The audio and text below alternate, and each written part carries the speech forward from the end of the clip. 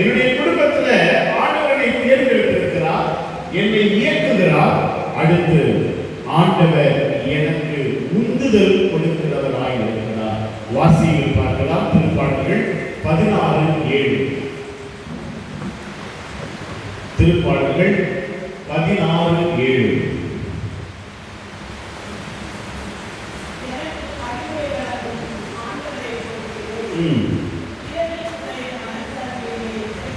பாருங்க, ஆண்டவர் எனக்கு பலவிதமான அறிவுரைகள் சொல்லிக்கிட்டே இருக்கார். பாரு, இதை செய்யாத, இதை பண்ணாத, இது தவறானது, இது வித்தியாசமானது, இதை நீ செய்யக்கூடாது. ஒரு கத்தோலிக்க குடும்பமாக இருந்து ஒரு கத்தோலிக்க குடும்ப விசுவாசத்தில் வளர்ந்துட்டு நீங்க இதை செய்யவே கூடாது. ஒரு குடும்பத்துல நான் பார்க்கிறேன், அவங்க சொல்றாங்க, ஃபாதர் நாங்க எது செய்தாலும் சேர்ந்தே செய்வோம், சேர்ந்து சாப்பிடுவோம், சேர்ந்து தான் வெளியே போவோம். நாங்க எங்க பிக்னிக் போனாலும் யாரையும் விட்டு போக மாட்டோம். அம்மா அப்பா மகன்கள் எல்லாரும் நாங்க சேர்ந்து தான் போவோம். சந்தோஷம். கடைசியா சொன்னா வருஷத்துக்கு ஒரு 3 முறை 4 முறை முக்கியமான திருவிழா, ஆலயத்தில் திருவிழா, கிறிஸ்துமஸ், நியூ இயர், ஈஸ்டர் எல்லாம் வந்துன்னா நாங்களாம் குடும்பமா சேர்ந்து உட்காந்து தனியை உட்காந்து குடும்பமா சேர்ந்து உட்காந்து தனியை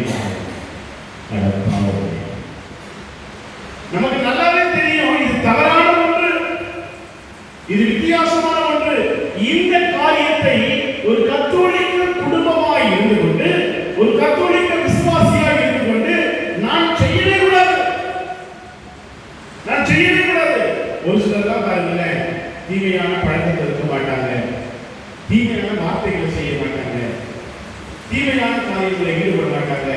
ஆனா அழகா இந்த இருந்து அங்க சொல்லிட்டு சண்டை போட்டு போயிடும்.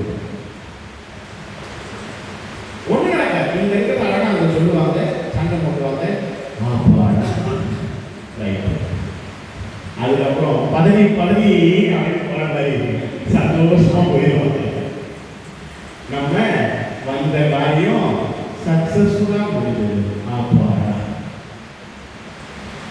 ஒரு கத்தோலிக்க குடும்பம், ஒரு கத்தோலிக்க கிறிஸ்தவம், ஒரு கத்தோலிக்க கிறிஸ்தவன், ஒரு கத்தோலிக்க விசுவாசி ஒரு சில காரியங்களை செய்யவே கூடாது, செய்யவே கூடாது. ஆண்டவர் நமக்கு கொடுக்கிற அந்த உந்துதல்கள் திருப்பாடல்கள் 16:7 அழகாய் கூறுகிறது. மீண்டுமாய் வாசிங்க.